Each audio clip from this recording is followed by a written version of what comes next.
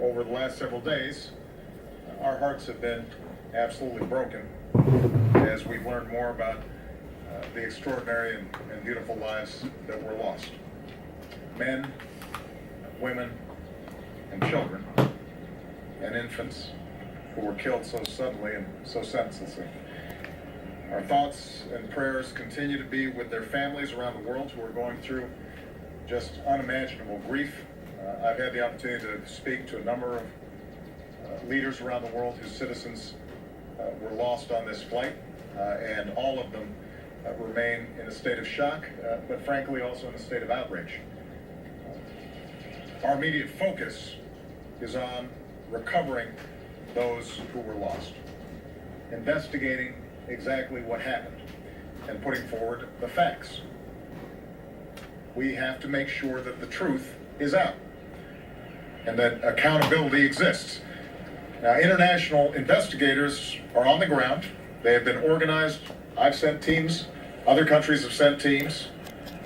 They are prepared. They are organized to conduct what should be the kinds of protocols and scouring and collecting of evidence that should follow any international incident like this. And what they need right now is immediate and full access to the crash site. They need to be able to conduct a prompt and full and unimpeded, as well as transparent, investigation.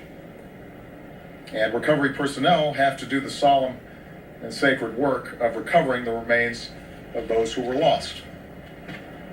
Ukrainian President Poroshenko has declared a demilitarized zone around the crash site.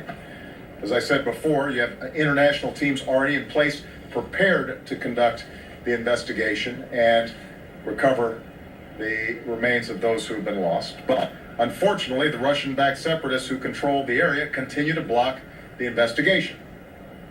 They've repeatedly prevented international investigators from gaining full access to the wreckage.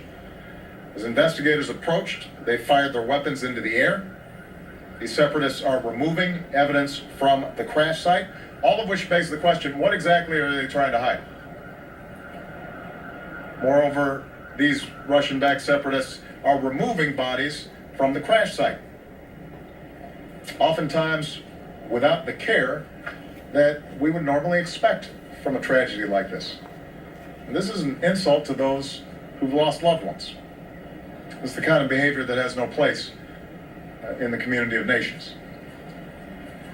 Now, Russia has extraordinary influence over these separatists. No one denies that. Russia has urged them on. Russia has trained them. We know that Russia has armed them with military equipment and weapons, including anti-aircraft weapons. Key separatist leaders are Russian citizens.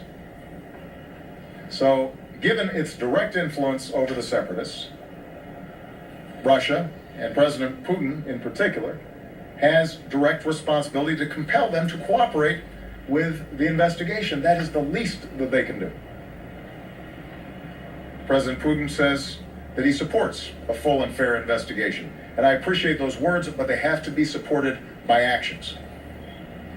The burden now is on Russia to insist that the separatists stop tampering with the evidence, grant investigators who are already on the ground immediate, full, and unimpeded access to the crash site.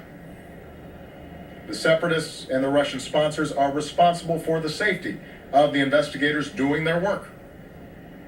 And along with our allies and partners, we will be working this issue at the United Nations today. More broadly, as I've said throughout this crisis, and the crisis in Ukraine generally, and I've said this directly to President Putin as well as publicly, my preference continues to be finding a diplomatic resolution within Ukraine. I believe that can still happen. That is my preference today, and it will continue to be my preference. But if Russia continues to violate Ukraine's sovereignty and to back these separatists, and these separatists become more and more dangerous and now are risks not simply to the people inside of Ukraine, but the broader international community, then Russia will only further isolate itself from the international community, and the costs for Russia's behavior will only continue to increase. Now's the time for President Putin and Russia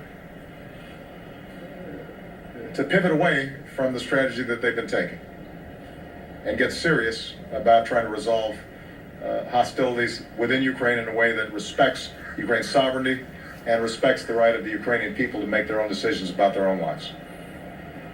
And time is of the essence. Our friends and allies need to be able to recover those who were lost. That's the least we can do. That's the least that decency demands. Families deserve to be able to lay their loved ones to rest with dignity. The world deserves to know exactly what happened. And the people of Ukraine deserve to determine their own future. Thanks. Sanctions or other actions if Russia doesn't help?